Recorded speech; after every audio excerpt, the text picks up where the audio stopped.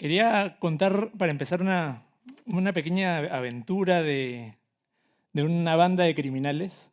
Estos criminales en Bélgica, en una ciudad que se llama el Distrito de los Diamantes, un lugar que es muy famoso por tener grandes tiendas de diamantes, muy lujosa, en Bélgica, en Amberes. Dice que en el año 2003, no sé quiénes han nacido en el año 2003 o antes. Vasco recién estaba empezando, algunos recién estaban por nacer.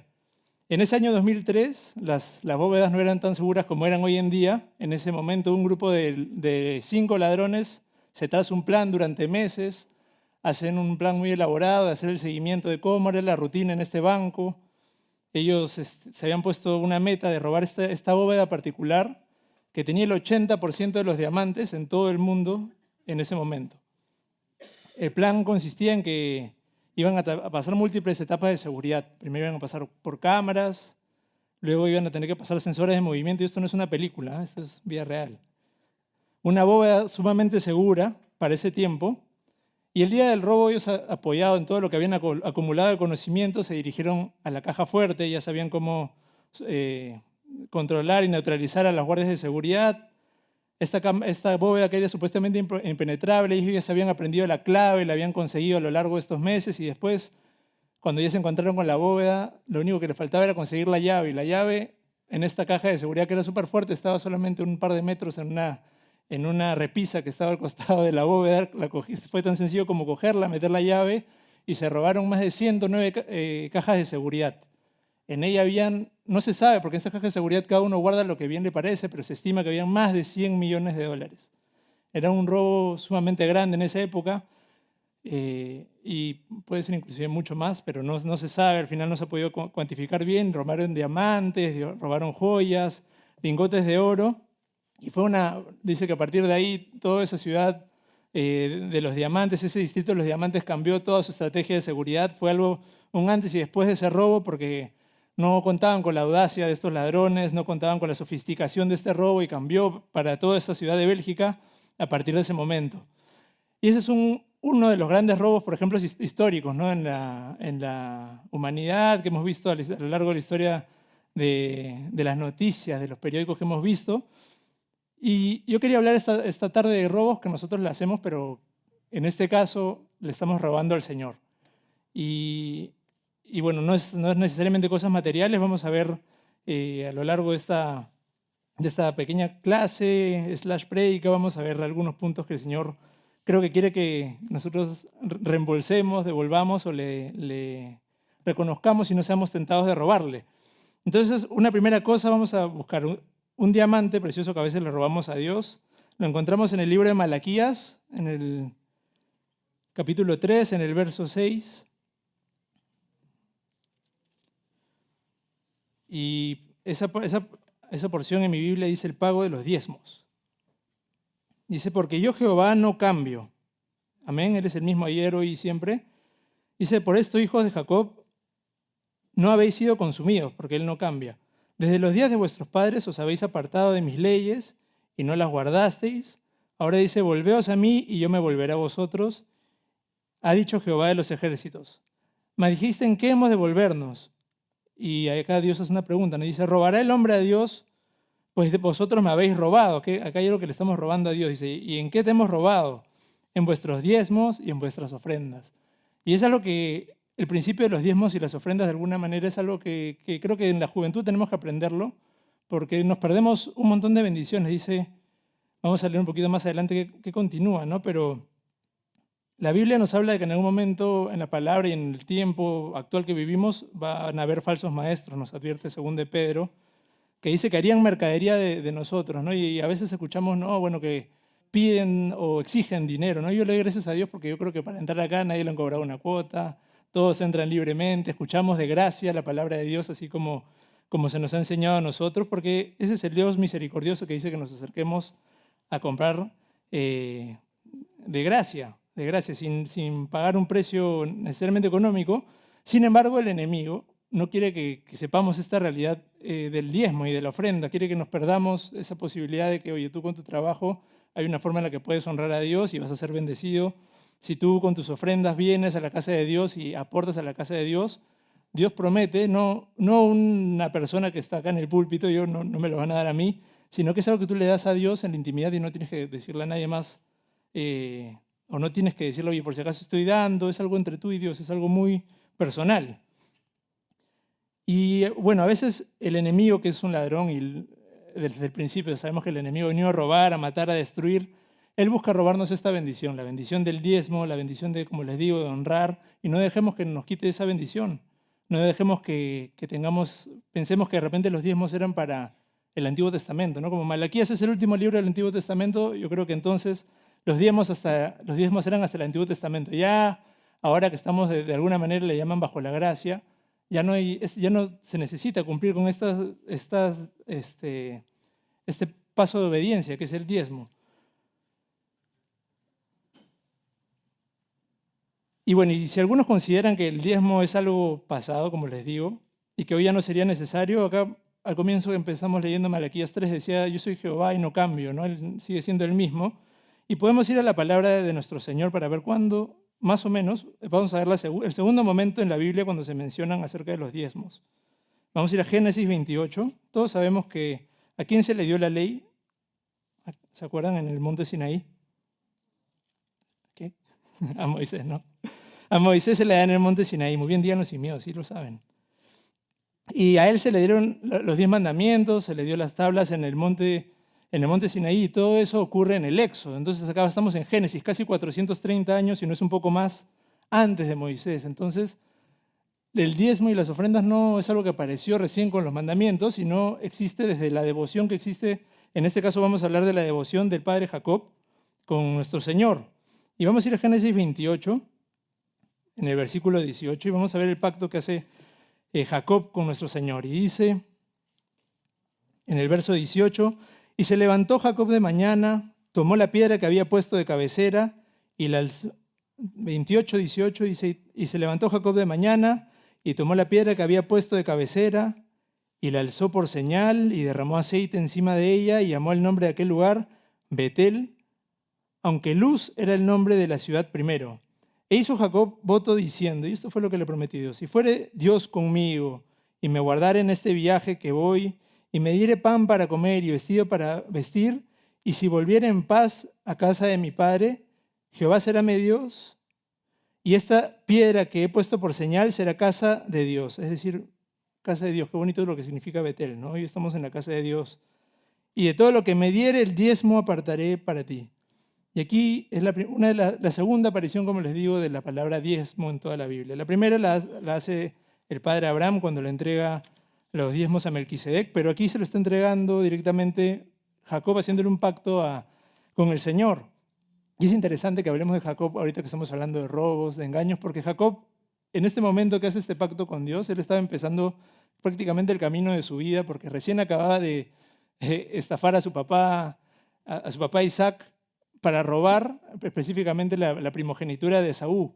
Entonces acá vemos una situación de robo, de engaño, y vemos cómo Jacob, que tenía esa característica antes en su forma de vivir hasta que Dios le cambie el nombre, él vivía de esa manera, como que usurpando, robando y estafando. Y fue en este momento, en esa huida, no tenía grandes cosas, realmente estaba muy solitario Jacob, pero en ese momento se parece mucho a la juventud, ¿no? Cuando recién estás empezando en tu vida, cuando recién tienes un trabajo de repente part-time, no es el gran trabajo, o de repente tienes un cachuelo, no sé, como me pasaba a mí que yo daba clase de guitarra cuando no tenía un trabajo formal, y con eso más o menos que me mantenía con mis pasajes y trataba en lo posible ser fiel con los diezmos, ¿no? Ya un tiempo no lo hice y me iba más o menos con mis clases, otro tiempo lo hice y creo que me iba un poco mejor.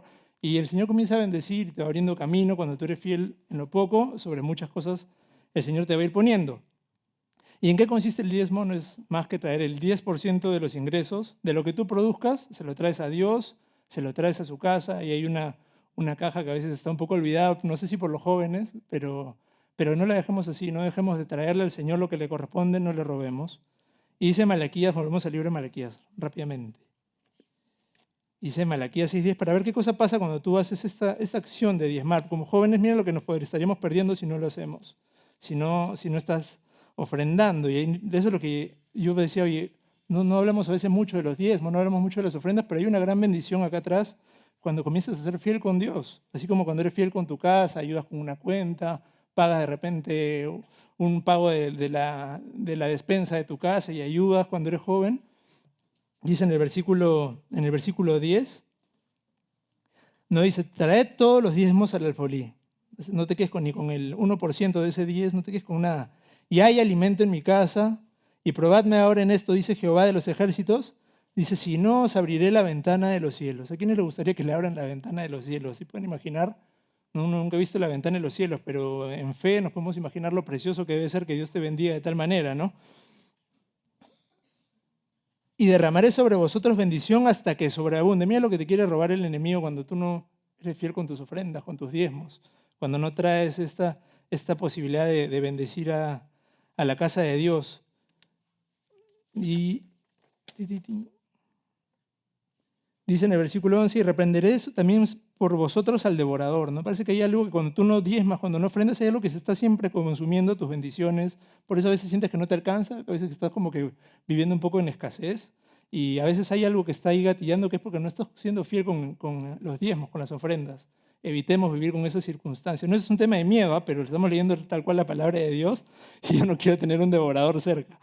Y dice, y no os destruiré del fruto de la tierra, ni vuestra vida en el campo será estéril, dice Jehová de los ejércitos, y todas las naciones os dirán bienaventurados, porque seréis tierra deseable, dice Jehová de los ejércitos. ¿A quiénes les suena bien entonces esta bendición hasta que sobreabunde? ¿No? Suena bien. ¿A quiénes no nos gustaría? Y si bien el dinero puede ser un tema sensible en una nación necesitada como es la nuestra, un país con tanta necesidad, no dejemos igual de que si tienes un poquito de ganancia, dale ese 10% a Dios. Sé fiel, hazlo tú con Él, no lo hagas porque alguien te lo está diciendo desde aquí, hazlo porque la palabra de Dios te está prometiendo grande bendición si tú eres fiel de esa manera también con tus bendiciones.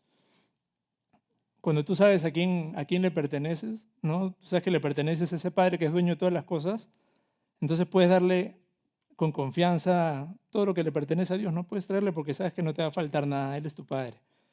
De ahí como segunda cosa que le robamos, vamos a seguir avanzando. Otra joya que le robamos a Dios y está vinculado con la falta de perdón. Cuando nosotros de alguna manera, hemos sido ofendidos y nos hacen daño, ¿no? ¿A quién no nos ha pasado? Albergamos rencor, hay falta de perdón de repente. Y cuando tú no gestionas oportunamente ese perdón, no le otorgas a esa persona que te ofendió, o de repente, a pesar de que no te hayan pedido perdón, no vas delante de Dios y le entregas ese dolor, esa astilla que tienes en el corazón que te fastidia constantemente, ese rayón, nos puede llevar a querer de alguna manera retribuir a esa persona que nos hizo daño, ¿no? Le queremos dar su merecido. Le queremos dar su vuelto a esa persona que nos ofendió y nos queremos cobrar la venganza que aparentemente nos merecemos, ¿no? Vamos a ir a Romanos 12, 17. ¿Y quiénes alguna vez no han sentido esa sensación de venganza? ¿Qué es lo que me merezco ya en algún momento? ¿No? Y en Romanos 12 vamos a ver qué cosa el Señor nos dice sobre este tipo de raíces que a veces se meten en el corazón. Romanos 12, en el versículo 17, nos dice, no paguéis a nadie mal por mal. Procurad lo bueno delante de todos los hombres. Si es posible, en cuanto dependa de vosotros, estad en paz con todos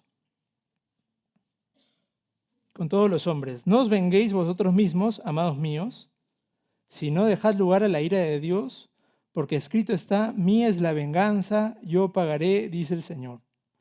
Y de repente tú dices, bueno, yo estoy en paz con todos, esto no es para mí, pero de repente hay alguno por aquí que con una sonrisa de repente oculta un poco ese sentimiento de que merece una retribución por un daño que le hayan hecho.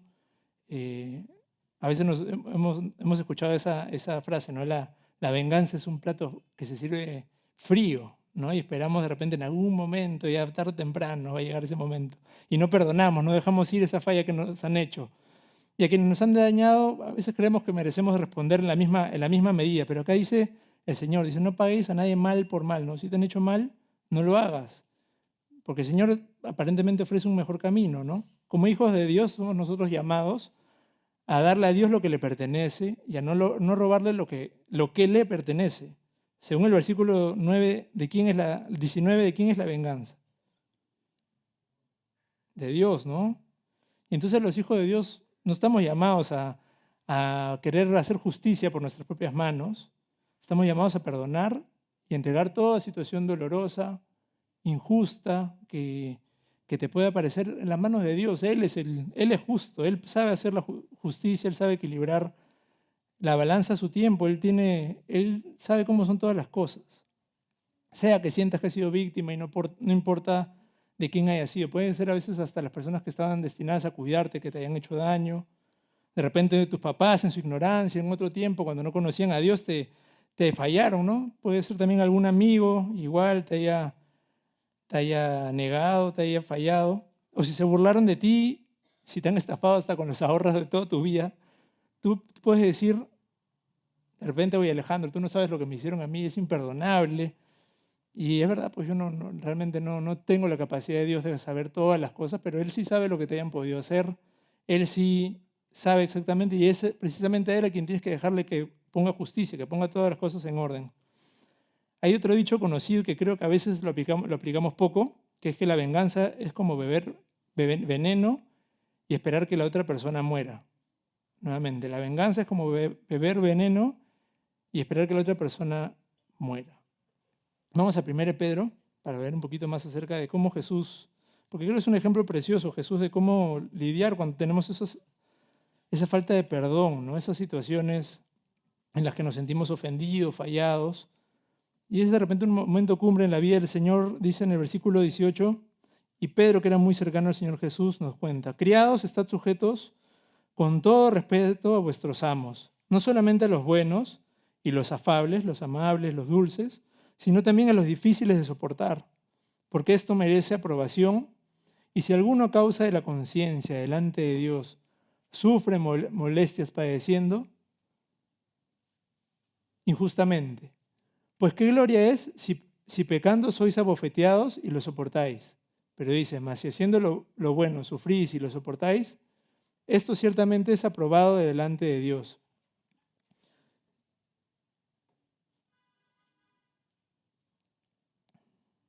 Dice en el versículo 21, pues para esto fuisteis llamados, porque también Cristo padeció por nosotros. Y yo me ponía a pensar que Pedro justo estuvo ahí cuando Jesús padecía por nosotros en la cruz, ¿no? Él estuvo justamente negando a Jesús, engañando a otras personas porque él quería negar que conocía a Jesús para que no le pase un poco, no quería ser castigado, tenía miedo de todos los padecimientos que estaba cargando el Señor Jesús. Pero el Señor Jesús nos dejó un ejemplo en sus pisadas. Dice en el versículo 21, dejándonos ejemplo para que sigáis sus pisadas, el cual no hizo pecado ni se halló engaño en su boca, quien cuando le maldecían no respondía con maldición, quien cuando padecía no amenazaba, sino que encomendaba, y esta es la clave acá respecto a qué hacer con la venganza, no qué hacer con la falta de perdón.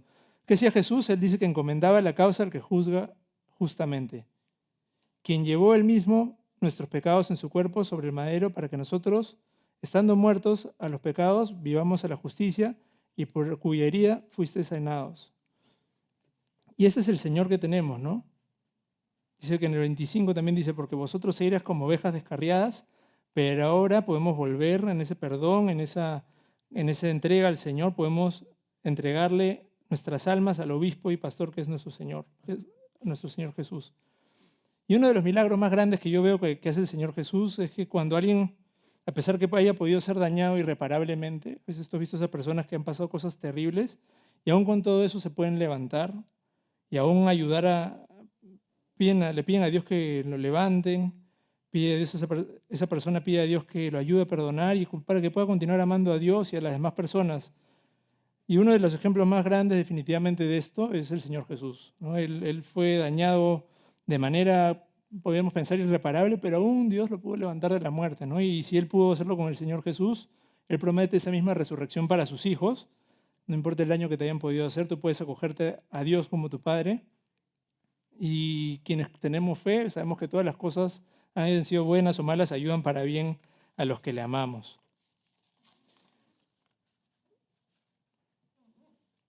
Aunque te haya sentido morir, créele al Señor, que Él es capaz de levantarte incluso de ese sepulcro, de ese sentimiento de que te has querido morir, de repente que te has querido rendir, ya no luchar más, el Señor es capaz. Y para terminar, la última cosa que creo que a veces le robamos al Señor, y es un lingote de oro que a veces le robamos, está vinculado con la humildad. Y quiero que me acompañen a Isaías 42, al versículo 8.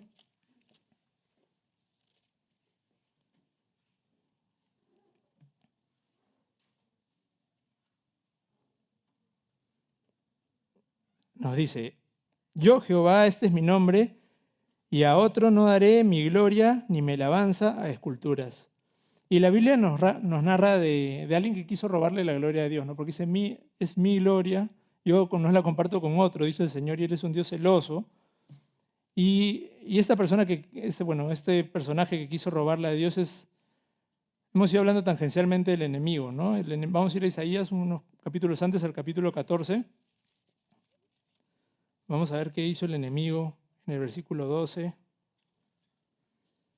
Satanás en Isaías 14, en el verso 12, nos cuenta cómo fue el principio de Satanás. Dice, ¿cómo caíste del cielo, oh lucero, hijo de la mañana? Cortado fuiste tú por tierra, tú que debilitabas a las naciones, tú que decías en tu corazón, y miren cómo pueden hacer las cosas del corazón, ¿no? Yo no sabía que ni siquiera que el enemigo tenía corazón. Dice, subiré al cielo en lo alto, junto a las estrellas de Dios, y levantaré mi trono, y en el monte del testimonio me sentaré, a los lados del norte, sobre las alturas de las nubes subiré, y seré semejante al Altísimo. Y es ahí, hermanos, en verdad en el corazón, a veces comenzamos a levantar ídolos, ¿no? Comenzamos un poco a levantarnos nosotros, quitamos a Dios de su lugar, y nos gusta pues el reconocimiento, nos gusta que nos halaguen por determinadas cosas que hacemos bien, y a veces con cosas grandes, ¿no? Bueno, de repente tú dices, bueno, he hecho esta gran cosa, ¿no? Y a veces nos pasa que estamos empezando recién nuestra vida, estás recién, no sé, acabas el colegio y ya comienzas a ensoberbecerte contra tus papás porque, bueno, ya te crees más que tu papá porque tienes DNI celeste y comienzas a creerte ya mayor de edad y que lo sabes todo, ¿no? Nos pasa, nos pasa. Igualmente también nos pasa que de repente tenemos una pequeña victoria en nuestra vida, ¿no? Nos concede de repente entrar a la universidad. Tanto queríamos entrar, le rogamos a Dios y por fin entras a la universidad, llevas 2, 3 cursos así de historia universal, algo de cosmología, así, ya de pronto como que ya crees que sabes más crees que sabes más que tus papás y crees que sabes más que la iglesia, no más que la palabra de Dios y nos ensoberbecemos, dejamos a Dios de lado.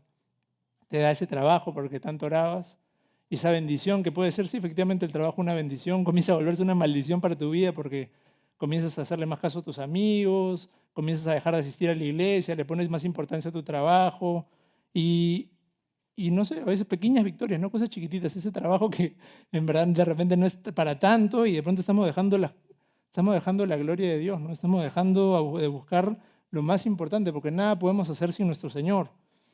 Y entonces nos va relativamente bien y somos recontra desagradecidos con Dios, ¿no?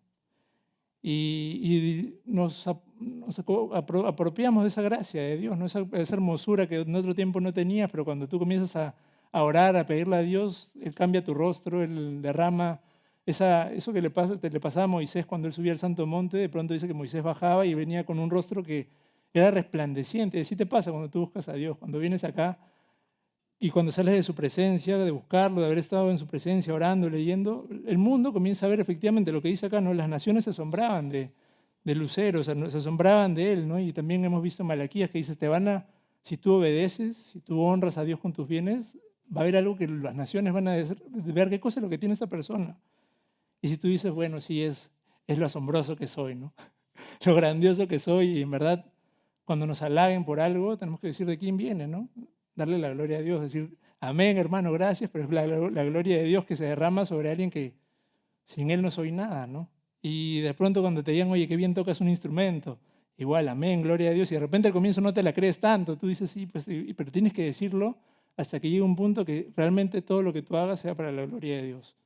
Y como jóvenes eso es lo que tenemos que hacer, apuntar a quien es la causa de nuestro brillo, a quien es la causa de que tengamos algo que decir, ¿no? Yo verdad que cuando uno no busca a Dios no tiene nada que compartir, yo estaría callado realmente, pero el Señor pone palabra porque escoge así vasos que viles, menospreciados, y el Señor nos usa para su gloria. Y lo mismo quiere hacer y mucho más contigo. Entonces no le robemos al Señor. Él es la fuente de toda bendición. Y vamos a ir a Apocalipsis 4 ya para terminar. Apocalipsis 4, si pueden venir los músicos. Yo no sé si es un tema de falta de experiencia, no sé si es de repente falta de humildad también que nos pasa y le robamos la gloria de Dios. No sabemos cómo gestionar esas pequeñas victorias, ¿no? A veces somos un poco inexperimentados y no sabemos qué responder. Pero pidámosle a Dios esa sabiduría que trae humildad al corazón para reconocer que nada podemos hacer separados de Él. En Apocalipsis 4 nos va a contar la aparición, un poco de lo que vamos a hacer proféticamente, nos va a contar lo que nos va a pasar de acá un ratito a todos nosotros. Dice en el versículo 1, dice, después de esto, nos cuenta Juan en Apocalipsis, después de esto miré, y aquí una puerta abierta en el cielo, y la primera voz que oí, como de trompeta, hablando conmigo, y dijo, sube acá y yo te mostraré las cosas que sucederán después de estas cosas. O sea, está contando lo que va a venir, ya lo que tiene que pasar aquí en tus pasos hacia adelante como joven. No puedes seguir siempre siendo como somos al día que hemos entrado. Estamos anticipándonos a lo que viene. Y el Señor nos regala también en el versículo 4, nos dice, y alrededor del trono había 24 tronos. El trono principal era el de Dios. Y había 24 tronos, y vi sentados en los tronos a 24 ancianos. Nosotros somos jóvenes acá, pero ellos eran ancianos, ¿no? Y los ancianos incorpora que ya han caminado cierto tramo, incorpora que son experimentados, incorpora que ya pasaron lo que tú pasaste. Y estos son hombres que eran reconocidos por Dios porque Dios les dio un lugar privilegiado, ¿no? Hermoso. ¿Y cuántos quisiéramos tener un lugar hermoso delante de Dios? De alguna manera, ya pronto está su venida. ¿Y cuántos quisiéramos, oye, no ser los jóvenes que estamos atrás, al fondo, de repente que nos estamos perdiendo de ver la gloria de Dios de cerca? Esos hombres sabios nos cuentan en el versículo 5 y dice que del trono salían, y vestidos de ropas blancas estaban estos ancianos con coronas de oro en sus cabezas. Y el versículo 5, y del trono salían relámpagos y truenos y voces, y delante del trono ardían 7 lámparas de fuego, las cuales son los espíritus de Dios. Y el Espíritu de Dios es con el cual nos unge, con sabiduría, con revelación, y vamos a ir con inteligencia. Vamos a ir al versículo 10, y estos 24 ancianos, ¿qué hacían? ¿No? ¿Qué es lo que van a pasar? ¿Qué es lo que va a venir en tu vida hacia adelante? Dice, los 24 ancianos se postran delante del que está sentado en el trono y adoran al que vive por los siglos de los siglos y echan sus coronas delante del trono diciendo, Señor, digno eres de recibir la gloria y la honra y el poder, porque tú creaste todas las cosas y por tu voluntad existen y fueron creadas. Estos ancianos son sabios, ¿no? Ya proféticamente te están acortando el viaje de tu vida, ya no pierdas tiempo, te están cortando el final de la película. No nos gusta a veces, pero en este caso creo que nos va a alentar saber el final de la película. Debemos rápidamente nosotros como jóvenes desde una vez ya traerle todo lo que le pertenece a Dios. Si son sus diezmos, traerle porque Él te va a bendecir. Si es traer perdón para que Él haga justicia sobre tu vida, hazlo porque todas las cosas van a ayudar para bien. Eso es tener fe en Dios. Y nos va a pasar igualmente también traerle tus coronas, tus victorias. Sé fiel en lo poquito y sobre muchas victorias posteriores te va a poner. Si tú hoy le entregas ese ingreso a la universidad, ese primer ciclo, ese tiempo que viene de acá en adelante, ese próximo trabajo que de repente te han aceptado recién, o que quieres, si estás esperando, entregas, lo que sea para la gloria de Dios. Vamos a ponernos de pie. Esta noche es una oportunidad para ponernos a cuentas con el Señor. Si tal vez le fallamos en alguno de estos 3 puntos que hemos visto, hemos estado robando, hemos hecho un botín de estas 3 cosas, esta noche podemos decirle, Señor, aquí estamos. Estamos acá para que sigas trabajando con nosotros. Aún estamos en proceso, estamos en formación, pero no queremos ser iguales. Y como joven, rindámonos esta noche mientras cantamos esta canción, sabiendo que pronto vamos a estar delante de ese trono y podemos una vez empezar a traerle la gloria que Él se merece, a rendirle las coronas. Vamos a orar, vamos a alabarle al Señor.